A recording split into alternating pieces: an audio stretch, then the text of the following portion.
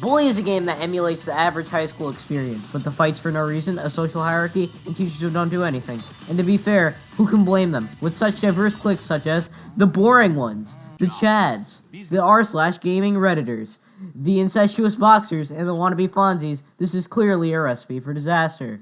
You play Jimmy Hopkins, a short 50-year-old man trying to look young by going to high school who wants to take over every single gang in the school. He does this by pissing in a tub of Gatorade, helping some nerds escape a carnival attraction by solving riveting puzzles, boxing a rich person, helping the king get to the library while he walks so slow that a mild jog will make him lose you, going to the school's basement to get some guy some toilet paper, stealing underage girls' panties for the pedophile gym teacher.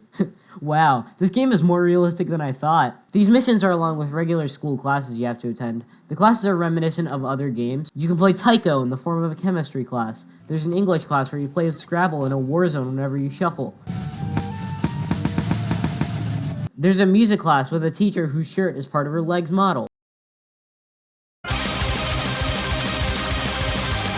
Geography, or as I like to call it, Try again. Try again. Try again. Try again. Try again. These aren't even pointless side quests that are for fun. They actually give you upgrades ranging from weapon upgrades, health bonuses, and most importantly, clothing. Riveting stuff. Being in a school, there's several other people to accompany him. Anything going on? Hi, it's me, Sheldon. Like Gary, Let's go out and torment someone really helpless and unfortunate. who's technically an antagonist, but he shows up so little that I wouldn't blame you if you didn't know that. Petey, also known as Femboy, the girliest boy in the whole school, who's shy, constantly bullied, brushed off the entire game despite giving every single idea, probably listens to Weezer constantly, and oh my god, he looks like a young Matt Sharp. There's Damon, the black guy with the physique of a gorilla, who literally defies the laws of space and time to beat the shit out of you. Angie, who's an Asian girl with a bunny obsession, who is one of the 3 students who has mastered the special ability of teleportation. And then we have Russell. If Damon is a gorilla, then Russell is a fucking bull. For example, there's a boss fight with him in a fight pit, because the school has one of those for some reason, where he literally charges at you head first while yelling. Or at the end of the game, where he actually drives a motorcycle into some explosives and comes out with his shirt slightly dirty. Russell is in every sense built different. But none of these characters compare to the absolute king of the school. Move over Jimmy, move over Ted, move over Gary, because there's a new school leader. The man who, even while taking a piss, doesn't stop thinking about snails. His name, Algernon. I swear, Algie has more lines than all the gang leaders combined. He is such a legend that Lola, the cheating slut, decided that Johnny wasn't enough for her and decided to go with a true king like Algie. Even Ernest, the leader of the nerds, is shocked at the fact that the Lord himself would settle for a lesser woman like her than a blonde. And his strength is unmatched with the dialect of the greatest writers and musicians of all time. Take, for instance, the clip where he got all the jocks out in a game of dodgeball on his own. I don't know why Rockstar gave Algie so many lines. I guess they really thought that a fat kid with a piss fetish would be incredible material. And that's fair. If Christ made a second coming, I'd want to hear as much of him as possible. Because of his level of godliness in the school, I made it my goal to knock him out every time I saw him in order to assert my dominance. And I mean every time I was able. Bully provides you with several moves to defeat your opponents, but only 2 fun ones. One of the most immediately noticeable aspects of this game is how terrible the audio is. Take, for example, the potted plants and boxes in the Harrington house in front of the most thrilling boss fight in existence that I didn't record because I'm an idiot.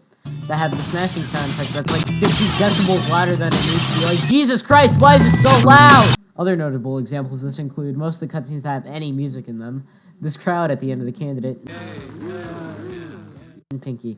Just Pinky. Let's go look at the bear now! Thanks for a great date, Jimmy. Despite this terrible audio, the soundtrack is a banger. Each of the cliques has their own music that fits them. The nerds have this 8-bit arcade music. The preps have porno music to go with their infatuation with insects. The greasers have 50s swing music. The bullies just have some drums because they suck. And the jocks, being the best, have the best fight theme going at it. For some reason, the jocks team has some random guy making noises in the background. Whether this is an exhale or someone being strangled, you can come up with your own theories on what this is. I'm personally subscribed to the theory that it's multiple people coming, because after all, they are the jocks. I want to know how much the AI programmers got paid, because it clearly wasn't enough. John Fraser and Warren Johnson's ability created the best part of the game, whether intentionally or not. The best example of this that I can get were Beatrice having a seizure during Carnival Date, this random woman running in place after getting out of her car, and who can forget the holy trinity of Algie, Angie, and Damon.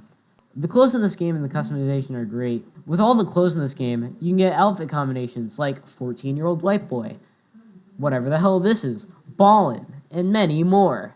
The stupid clothes you put on stay on during cutscenes like any Rockstar game, and that unintentionally created the funniest cutscene in the game for me. Yeah, dude! Take a dump on the doorstep! I'll show everyone who's boss! That's right, Jimmy. Alright, you girls wait here. This is gonna be... I love the part where he just walks away and none of the characters acknowledge whatever the hell he's wearing.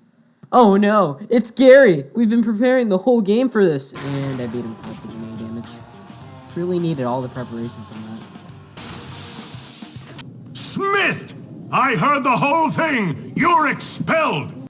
Excuse me, but how did you hear all of that? Not only did we crash through the skylights, where we should be dead, but Gary fucking dropped giant bells onto Jimmy 3 stories above the headmaster's office. No, I think I may have judged you too unfairly, boy. Yes, a little rough around the edges, but you're a diamond, boy. A diamond. A lone wolf.